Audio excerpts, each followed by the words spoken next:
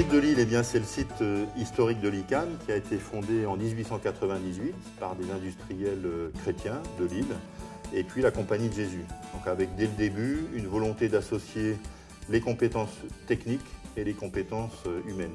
On a la chance d'avoir un site formidable. Il y a à la fois une résidence étudiante, un atelier de production, des laboratoires scientifiques, des espaces collectifs, des espaces pédagogiques bien sûr. Aujourd'hui, on retrouve sur le site de Lille les 3 secteurs d'activité du groupe ICAM, à savoir l'enseignement supérieur, la formation professionnelle et puis le service aux entreprises. Il y a 900 élèves ingénieurs à Lille. On diplôme chaque année 100 élèves ingénieurs par la voie classique, 80 environ par l'apprentissage et puis entre 10 et 20 par la formation continue.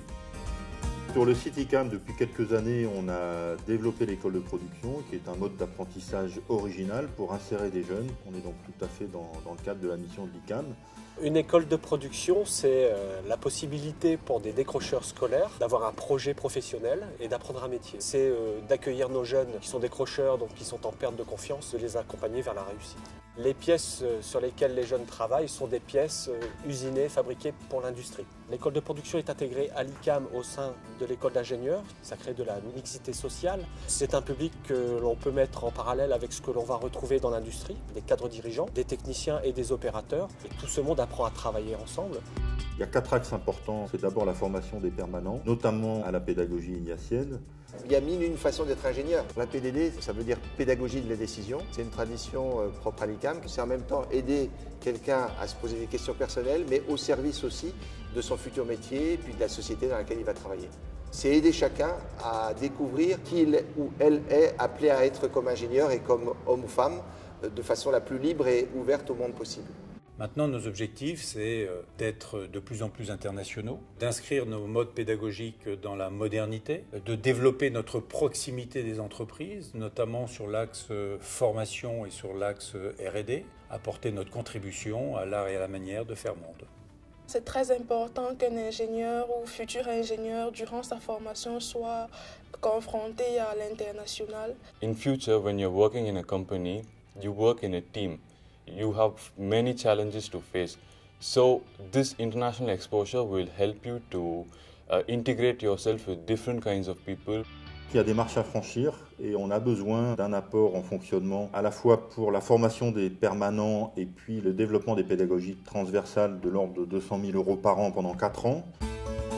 Un des points importants pour le développement de la recherche aujourd'hui à Lille, c'est de réimplanter nos laboratoires pour favoriser une recherche interdisciplinaire et innovante. Pour ça, il y a à peu près 4300 m² de laboratoires à réimplanter. C'est de l'ordre de 300 000 € par an pendant 7 ans. L'ICAM a cette particularité déjà de former aux aspects généralistes, aux aspects d'éthique, de société et de gouvernance. La recherche va permettre de donner cette excellence scientifique aux étudiants par aussi la formation de nos enseignants-chercheurs. Il y a à la fois la transition écologique des entreprises et de la société, qui est en lien avec la 3e révolution industrielle du Nord-Pas-de-Calais, et puis également les matériaux verts et architecturés, donc obtenir des matériaux industriels à partir du carbone végétal. Les ressources fossiles s'épuisent. Il fallait trouver une alternative justement pour les industriels, justement pour la synthèse des polymères plastiques. Et l'une des alternatives qui a été trouvée, c'est l'utilisation des ressources naturelles, justement, qui sont produites de façon très abondante dans la nature. Les entreprises, demain, vont demander aux ingénieurs d'avoir à la fois une culture généraliste, mais également un domaine d'expertise et une excellence scientifique dans un domaine particulier. Sur le site de Lille, nous avons 6 départements scientifiques. Le mode de fonctionnement est interdisciplinaire et transversal, de manière à être plus réactif, à faire du travail collaboratif.